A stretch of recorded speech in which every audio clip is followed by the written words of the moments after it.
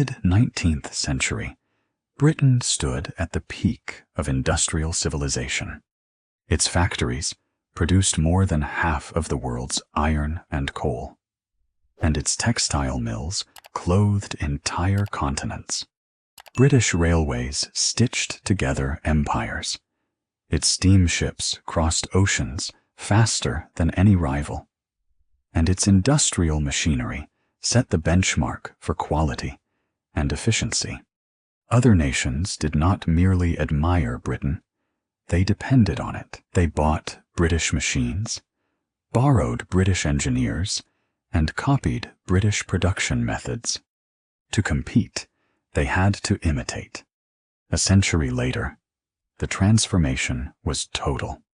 Britain could no longer produce steel at a competitive cost.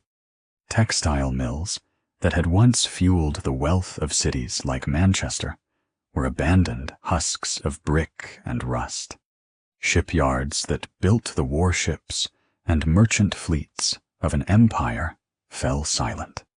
A nation that once exported machines to the world became an importer of the very goods it pioneered. Germany, the United States, and later Japan produced manufactured goods faster, cheaper, and with better quality than the country that invented the Industrial Revolution. The workshop of the world had become a service economy, living on finance and legacy prestige instead of industrial might, and Britain never truly regained its manufacturing dominance. This decline did not happen because of one mistake. It followed a pattern, a predictable arc that powerful nations repeat. Today, the United States appears to be following the same pathway, only offset by 170 years. The factories that once energized communities across America close one by one. Domestic industries lose market share to competitors they once towered over. Imports replace production. When a country reaches this stage, reversing the trend becomes nearly impossible. Many assume manufacturing is simply about producing physical goods. That is the surface-level view. Manufacturing is the engine of technological growth, the backbone of a skilled workforce, and the core of national resilience. It is more than economics. It is sovereignty. When a nation manufactures, innovation follows. Engineers learn to solve problems no textbook can fully teach. Workers accumulate tacit knowledge that cannot be digitized. How to weld a flawless seam, how to calibrate a sensor, how to design high-performance alloys. These skills form industrial ecosystems, supply chains of parts makers, tool makers, logistics companies, and design firms that all grow together. One factory job often sustains 5 more in surrounding sectors. And those jobs are not speculative or short-term. They build families and communities. They allow people without degrees to earn solid wages, buy homes, raise children, and invest in their futures. The middle class is born on factory floors, not in financial indexes. When manufacturing dies, the collapse is not just industrial. It is cultural. Skilled labor evaporates. Younger generations never learn trades, lost to automation or outsourcing. Supply chains move overseas, and the once local ecosystem dissolves. Rebuilding after such a collapse is nearly impossible. The talent retires, the business knowledge disperses, and the infrastructure decays. Nations that lose manufacturing rarely recover. They become dependent on foreign producers for basic goods, advanced technologies, and even military hardware. The cost is not merely economic, it is geopolitical vulnerability. Britain is the first and clearest example of this pattern. After dominating global industry in the 1800s, its factories fueled the invention of foundational technologies: the steam engine, the power loom, the telegraph, railways, and the Bessemer steel process. Its access to raw materials through empire, its deep deposits of coal and iron ore, and its capital markets provided all the necessary ingredients for industrial supremacy. Britain even championed free trade, confident that no competitor could challenge its lead.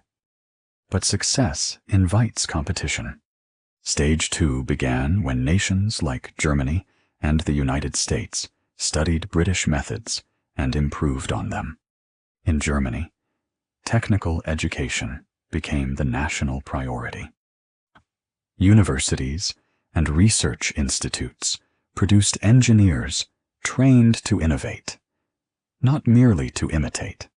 Companies like Krupp pioneered metallurgy on a scale Britain could not match, and Siemens transformed electrical engineering into a commercial force. By 1900, Germany produced more steel than Britain.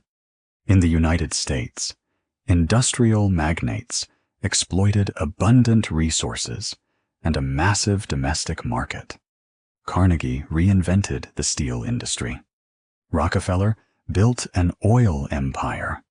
American factories scaled faster and integrated new technologies with ruthless efficiency. The United States surpassed Britain and Germany, combined in steel output a symbolic and material turning point. The decline accelerated. Market share slipped. Britain attempted to revive its industries with protectionist policies, but innovation had already migrated abroad. Coal mines shut down. Shipyards disappeared. Domestic production gave way to imports. The nation that once exported machines could no longer produce them competitively. The lesson was harsh. Being first means nothing if others refine your invention and scale it better. If the fall of a global empire feels distant, Detroit offers a domestic version of the same story. In 1950, Detroit was the richest city in the United States per capita. It was the nerve center of the automotive world. The Big Three, Ford, General Motors, and Chrysler, employed hundreds of thousands of workers directly and anchored an industrial ecosystem that included steel plants, tool and die shops, rubber factories, and logistics networks. Detroit was not just a city. It was a manufacturing organism. The wages reflected that power. Union jobs paid what would be equivalent to $25-30 an hour in modern terms, with health benefits and pensions that provided dignity and stability. A high school graduate could walk into a factory, learn valuable skills, and secure a middle-class life. Owning a home, raising children, and retiring comfortably were realistic expectations. This was not an abstract American dream. It was concrete, noisy, grease-stained reality. Then the pattern replayed itself. Without constant reinvestment and innovation, industries stagnate. Competitors studied Detroit's methods, just as Germany once studied Britain. Japanese automakers introduced lean manufacturing, better quality control, and fuel-efficient designs. Their cars lasted longer, cost less to maintain, and met consumer demands the American industry ignored. Unions and management argued instead of adapting, factories closed or relocated. Workers lost more than their jobs. They lost identity, skill, and purpose. The economic collapse became a social one.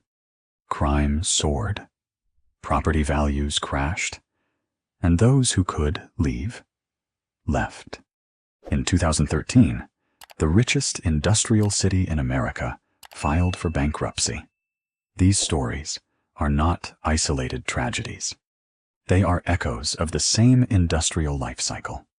A nation begins with innovation and infrastructure, dominates globally, faces imitators, loses competitiveness, and collapses if it fails to adapt. The erosion often feels slow, until it suddenly becomes irreversible. Today, the United States stands at a crossroads. It retains the world's largest financial markets, powerful technology companies, and unrivaled military capability. But the foundations of that power, manufacturing capacity, industrial knowledge, and supply chain resilience, are eroding. Outsourcing made sense on spreadsheets, but spreadsheets do not measure the cost of lost expertise. America imports semiconductors, rare earth metals, pharmaceuticals, and even basic manufactured goods from competitors and strategic rivals. A nation that cannot build what it needs becomes one that must negotiate or beg for what it wants. The warning from Britain and Detroit is simple. Once manufacturing collapses, recovery is arduous, expensive, and often impossible. Reindustrialization requires not just factories, but cultural renewal, training, education, long-term investment, and the courage to accept short-term sacrifice for long-term resilience. Innovation is not born in boardrooms. It is born in foundries, on assembly lines, and at drafting tables where engineers, machinists, and entrepreneurs work side by side. Industrial leadership is not a birthright. It is earned, and if it is abandoned, history does not forgive. Detroit, in the mid-20th century, was not just a city. It was the American dream, fully realized. Its population reached 1.8 million, and its residents enjoyed the highest per capita income in the country. Industry created prosperity. New highways connected neighborhoods. Suburbs expanded outward in every direction, and downtown was filled with theaters, department stores, restaurants, and offices. Detroit symbolized a nation at its industrial apex, but success breeds complacency. When a region dominates an industry long enough, it begins to mistake its current reality for a permanent law of nature. Then stage 2 arrived. Competitors emerged and perfected the model. In the 1960s and 1970s, Japanese automakers entered the Hoshikokushu market: Toyota, Honda, Nissan. At first, they were mocked. Americans saw them as cheap, flimsy, and inferior. The Big Three dismissed them with the arrogance of incumbency. After all, American cars were powerful, stylish, and iconic. Who would trade a Cadillac for a Corolla? The Japanese did not try to beat Detroit at its own game. They reinvented the game. They studied American manufacturing with scientific discipline. Instead of copying Detroit's style, they examined Detroit's weaknesses. They engineered lean manufacturing, removing waste from every process. They invented just-in-time inventory, reducing warehouse costs and production delays. Then came Kaizen, continuous improvement, meaning every worker from the assembly line to management had a responsibility to innovate. The result was devastatingly simple. Their cars got better every year. More reliable, more fuel efficient, cheaper to maintain.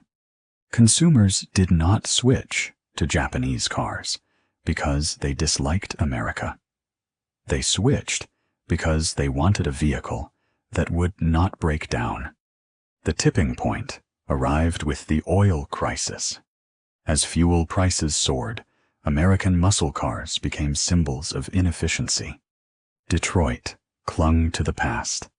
Executives believed the American consumer would always choose American brands out of loyalty or tradition. They assumed patriotism would substitute for quality. They were wrong. Quality wins, not history. Stage 3 began. Market share erosion. By the 1980s, Japanese manufacturers controlled nearly a third of the U.S. auto market, and the Big Three were bleeding customers. Detroit's response was not innovation. It was retreat. Instead of investing in modernization, they chased lower labor costs. They closed Detroit factories and moved production to cheaper regions. Tennessee, Mexico, anywhere wages were lower. The lifeline of Detroit, the auto industry, began to drain away. Jobs that once supported families evaporated. Auto employment in the city plunged from 250,000 workers in 1950 to just 100,000 by 1990. Then, Stage 4, mass closures. The factories did not pause. They died. In the 2000s, Detroit suffered a collapse that stretched beyond economics into psychology. The 2008 financial crisis was a death blow. General Motors and Chrysler went bankrupt. The government intervened to save the companies, but the plants themselves stayed closed. Even Ford, which avoided bankruptcy, shuttered facilities in Detroit. The city never returned to its industrial strength. To understand what happened to Detroit, you must look at the broader region. The American Rust Belt from the 1970s to the early 21st century. This was not a local tragedy. It was a national unraveling. The Rust Belt was once the industrial backbone of the United States. Pennsylvania, Ohio, Indiana, Michigan, Illinois, Wisconsin. These states forged steel, manufactured machinery, built cars, refined rubber, and produced the materials that constructed America. Pittsburgh stood as the steel capital of the world. Cleveland churned out metal and heavy equipment. Youngstown and Gary were synonymous with steel. Akron produced rubber and tires. Buffalo produced every kind of manufactured good imaginable. These were not isolated economies. They were symbiotic industrial ecosystems. In 1970, the U.S. produced 1/5 of the world's steel. Steel alone employed more than 300,000 people. Bethlehem Steel employed 165,000. Republic Steel, LTV Steel, and dozens of others employed millions more. These were secure jobs, union-protected, well-paid, predictable. A high school graduate could step into a mill, work for 30 years, buy a house, raise children, and retire with dignity. Towns grew around the mills like life around an oasis. Youngstown, Ohio, had a thriving population of 170,000. It was a steel town, and proud of it. Then the second stage of the pattern began. Global competitors emerged. This time, it was not cars, it was steel. Germany, Japan, and South Korea built new, modern steel mills using cutting-edge technology. Electric arc furnaces replaced outdated American blast furnaces. Continuous casting procedures eliminated waste. The new factories were not only more efficient, they were cheaper to operate. But labor costs made the real difference. American steelworkers earned $25 an hour. Korean steelworkers earned $3 an hour. The math needed no ideology. It was cheaper to import foreign steel than to produce it domestically. Instead of reinventing themselves, American companies did what incumbents always do when they feel threatened. They lobbied for tariffs. They cut costs. They delayed modernization. They tried to extract wealth from old machinery rather than invest in new tools. History punished them for it. Stage 3 returned in full force. Market share collapse. Offshoring began again. Throughout the 1980s and 1990s, American steel mills shut down. First the least efficient, then the legacy mills, then the giants. Steel cut its workforce from 300,000 to 50,000. Bethlehem Steel filed for bankruptcy in 2001. LTV Steel collapsed in 2000. Republic Steel dissolved. Names that once symbolized strength vanished like companies erased from a chalkboard. It was not just steel. Manufacturing across the Rust Belt imploded. Textiles migrated to China. Electronics shifted to Japan and Taiwan. Machinery went to Mexico. NAFTA accelerated the trend. Factories could pay Mexican workers $2 an hour. Import goods back into the U.S. and avoid tariffs. Thousands of factories closed. Thousands of towns hollowed out. Stage 4 took hold. Factories closed, jobs evaporated, and communities collapsed. Then came the final blow. China joined the World Trade Organization in 2001. Their manufacturing sector exploded. By 2010, China produced more steel than the rest of the world combined. They became the global factory. Textiles, electronics, hardware, tools, furniture, all at prices American firms could not match. The Rust Belt bled to death. Between 1980 and 2010, manufacturing employment in America fell from 19 million to 11 million. 8 million jobs vanished, replaced not with equivalent middle-class work, but low-pay retail positions. A factory worker who once earned $60,000 found themselves scraping by at $25,000, if they were fortunate enough to remain employed at all.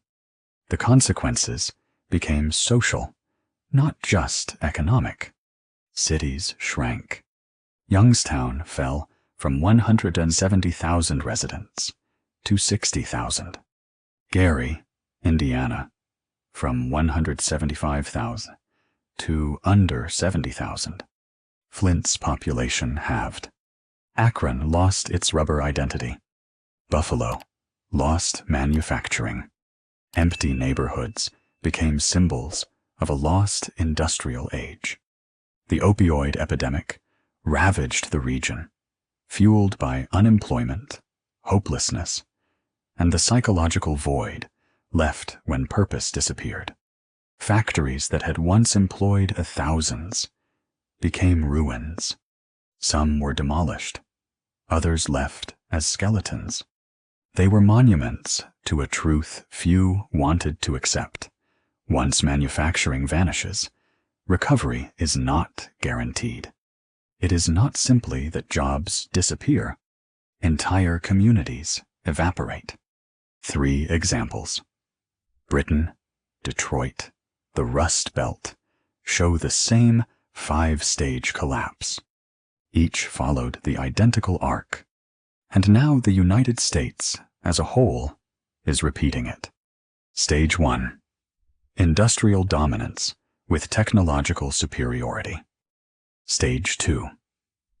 Rising competitors adopt your methods and improve them. Stage 3. Market share erosion, then offshoring. Stage 4. Industrial collapse. Stage 5. Dependency and decline. Each time, leaders dismiss the challengers. They will never catch us. They can't match our quality. They lack our innovation. They say this right up until the moment they lose.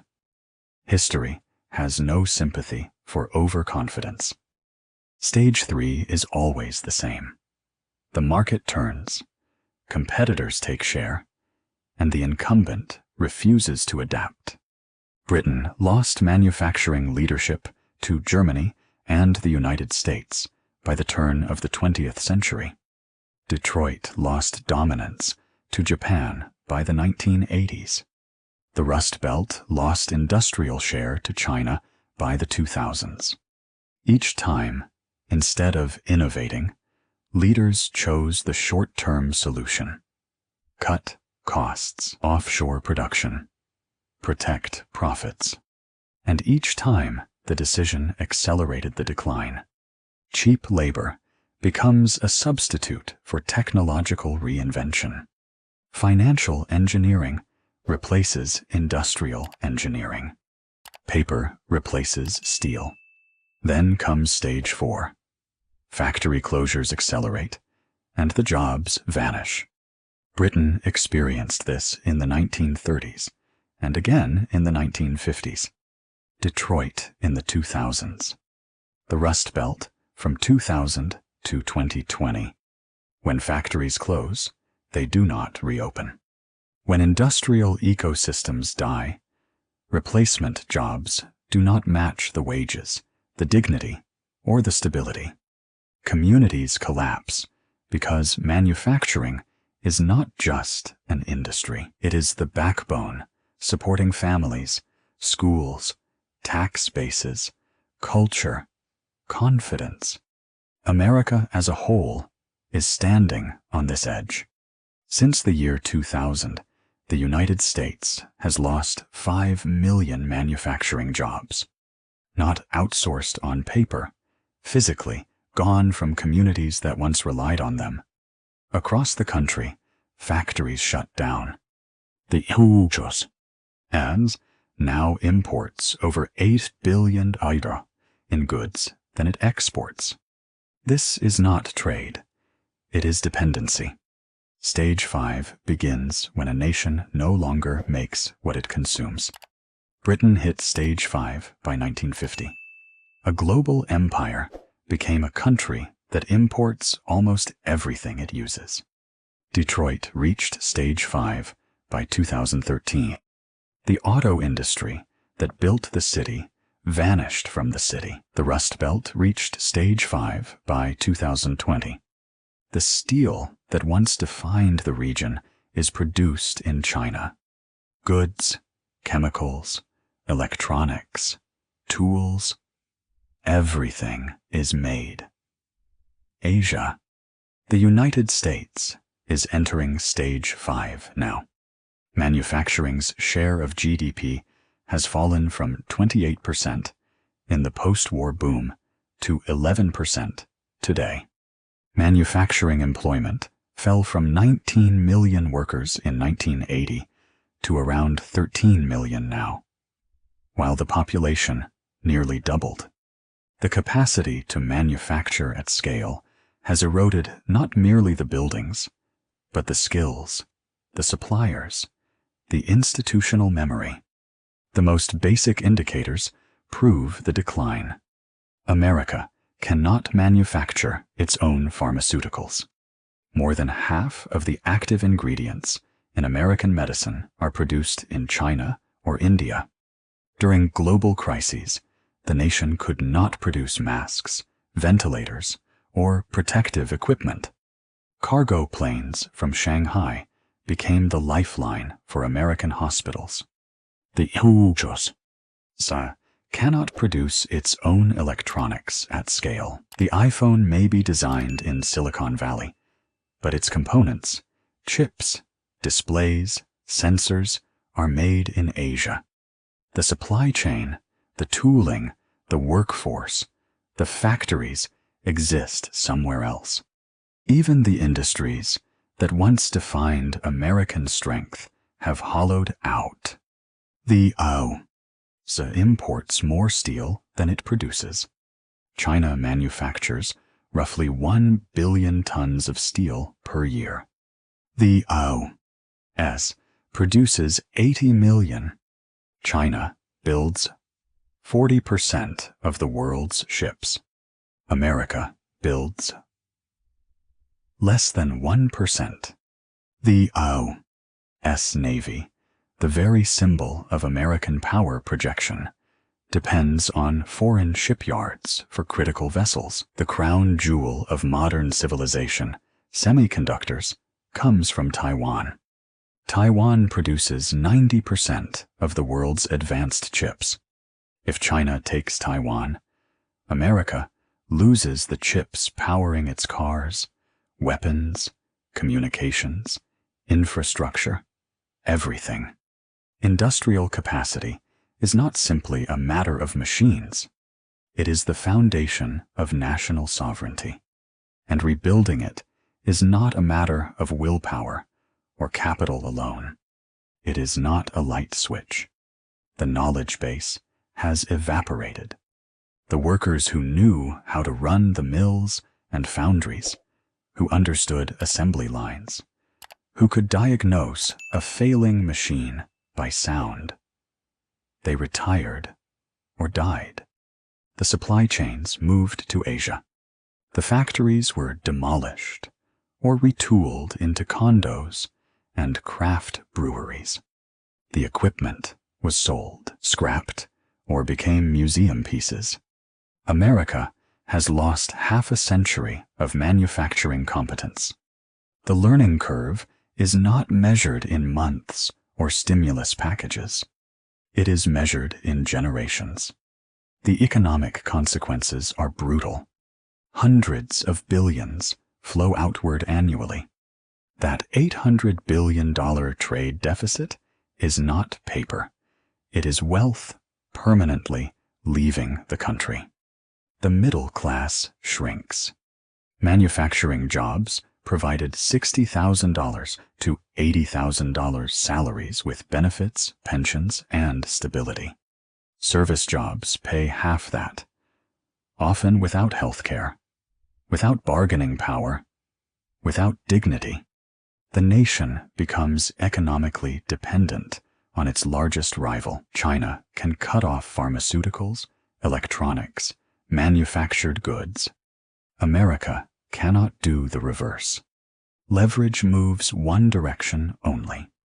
Then comes the part no one wants to discuss: national security.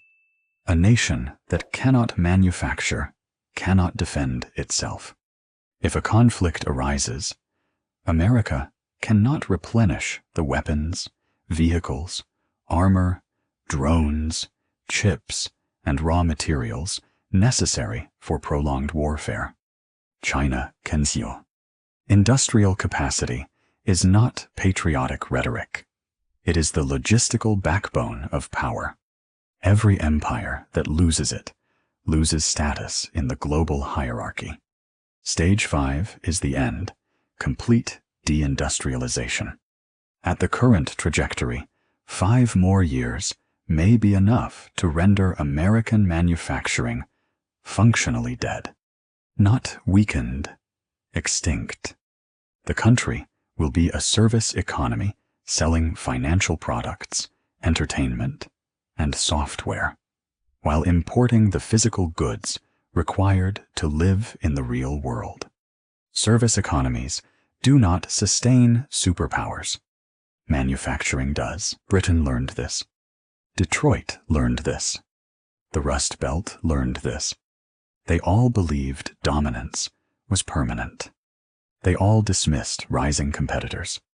They all sacrificed long-term capability for quarterly profits.